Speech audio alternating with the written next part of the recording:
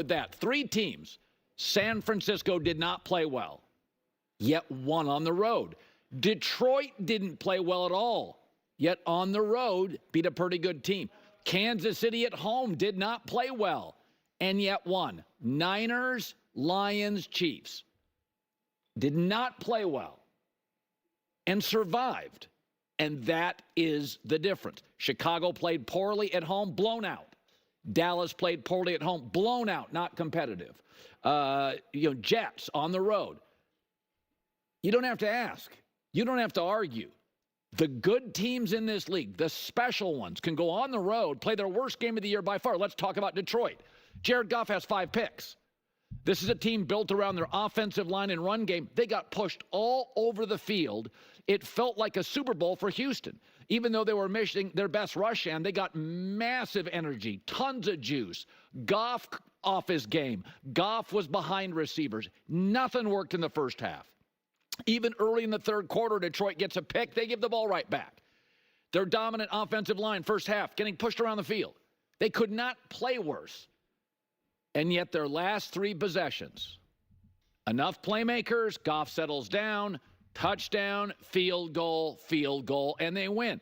They are good on third down. They have playmakers. Total yards. They had far more total yards. They get to Amon-Ra St. Brown, their running backs, their tight end. They just figured out a way, put on the life preserver, stay afloat, get down the field, kick field goals. Let's get out of here. This was a team, Detroit, that had played at such a high level for 2 months. A stinker was coming against a good team on the road. Sunday Night Football, standalone game. And they won. Go look at Kansas City. Okay, we're not going to go look at Kansas City. We're going to talk about the Detroit Lions. Okay. I have a few issues with this. Because he brings up 49ers, Lions, and the Kansas City Chiefs. And that implies that they're kind of all in the same basket together. And I just do not see that. I do not see that. I see the Lions ahead. Colin, for a long time, has said consistently, Kansas City Chiefs are head and shoulders better than everyone else. And I see it as the Lions are head and shoulders better than everyone else. The only thing they lack, and it is a thing, can't be denied, that championship resume, right? When it's the fourth quarter, 7 minutes to go in the Super Bowl, down by 3. We have not seen the Detroit Lions, Jared Goff, Dan Campbell, Ben Johnson, Amon-Ra St. Brown, right? In that moment, win and succeed. We just have not seen it. We have obviously seen it with a team like the Kansas City Chiefs. So that does give them some extra oomph, but not enough to overcome the Chiefs' deficits. And even the 49ers' deficits in their own right, even though they've obviously been to multiple Super Bowls and have been further and more consistently further than, say, like a team like the Detroit Lions. But that doesn't mean that we should keep penalizing the Lions.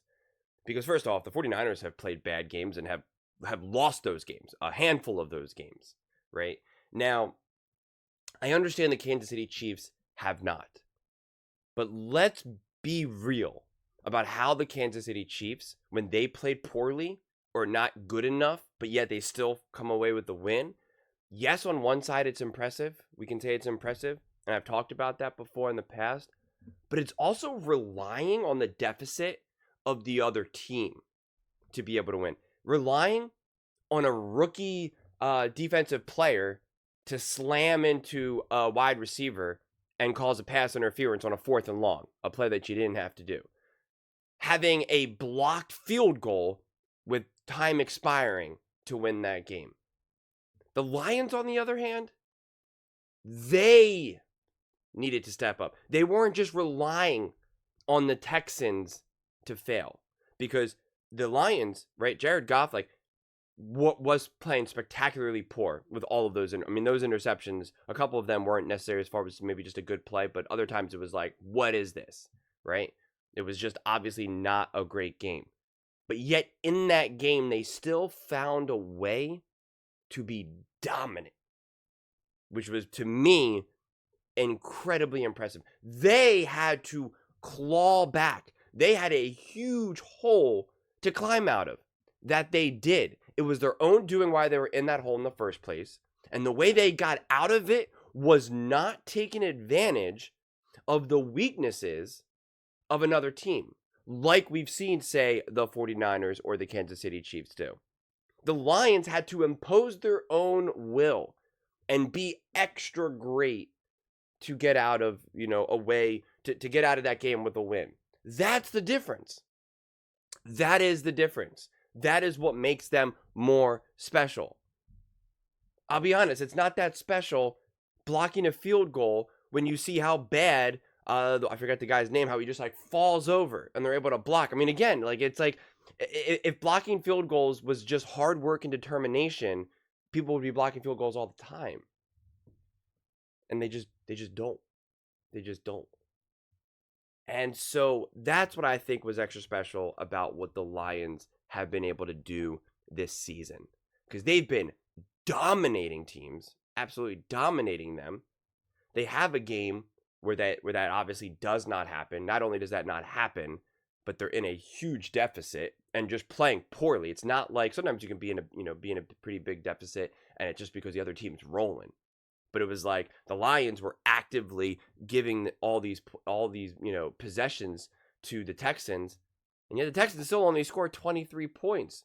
They still made C.J. Stroud really uncomfortable, and the Lions turned the ball over a million times, and yet they still put up 26 points. That's really impressive.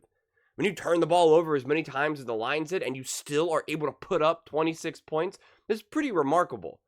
Most teams struggle to put up 26 points when they don't turn the ball over at all. You're turning the ball over 5 times. Right? I think that was number 5, right? 5 times. And yet you're still able to put up 26 points. That's pretty crazy. So no, I don't put them in the same basket. I just don't.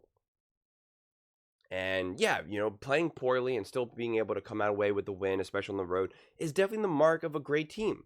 The Chiefs are a great team, and I believe the 49ers, especially once they get healthy, are a great team. But here's the thing.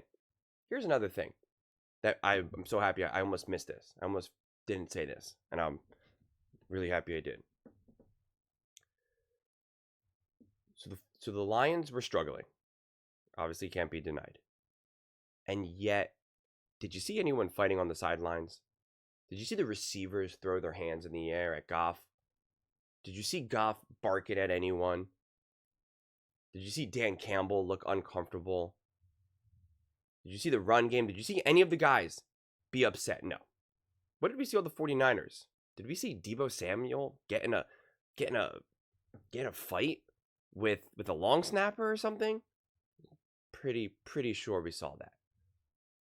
Did we see Patrick Mahomes all angry and yelling as well? Yeah, we saw that. But yet we saw nothing but connectivity from the Lions. We didn't see them budge. We didn't see them look alarmed. They were focused, they were ready, they were connected, they were motivated. That's different. The culture for the Lions right now is spectacular. I think they got the best culture and the best family-based team that I, as I always refer to it as. There's a difference between being connected and having a great culture and being a great team, but then also you have another level where the team truly feels like a family. This team truly feels like a family.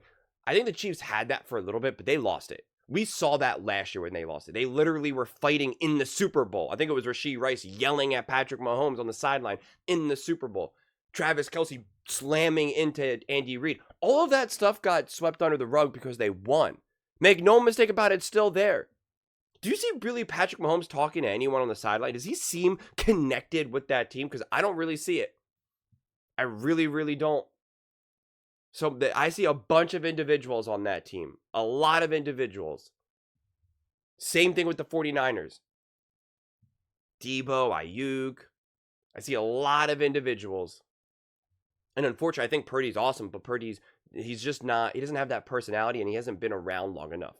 And he hasn't won enough, even though he's won a lot, obviously, but it's just not there yet. He needs an MVP, a Super Bowl for him to be able to carry more weight. I think it's almost unfortunate for the 49ers. It's still just like kind of happy and fortunate to be there. Right or wrong, that's just the way it lands for me. The Lions, on the other hand, they have that family. They're that crew that rolls up. If there's drama at your house, there's a funeral to go to, a wedding to go to, good, bad, happy, sad. This is a team that will roll 50 plus deep. Seriously. They're the ones that they're just that crew, man.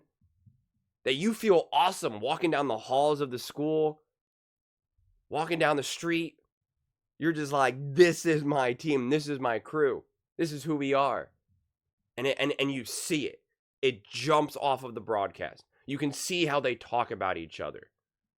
I do not get that from the 49ers. I do not get that from the Kansas City Chiefs. I just don't. You don't get it from the Cowboys. I don't get it from the Texans. I don't get it from the Bills. I don't get it from the Ravens.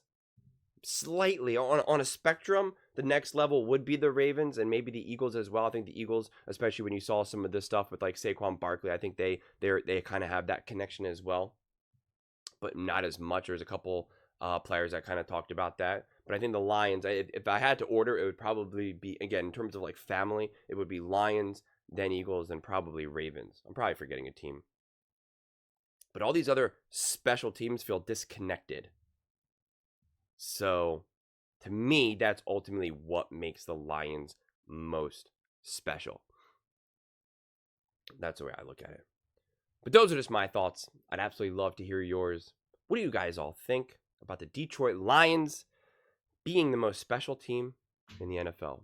Let me know in the comments below. I read every single comment, so whether you agree with me or disagree with me. Either way, let's get in some discussions. Let's get in some fights. But ultimately, let's just have some fun. And please do consider subscribing. We are building an amazing community here, and I'd absolutely love to see you part of it. I want to build something that we all genuinely feel connected to. Something that we're really excited to be part of. I think we're well on our way to doing it. Please don't forget to give this video a thumbs up, as it really does help with the visibility and the algorithm. Thank you so much, and see you next time.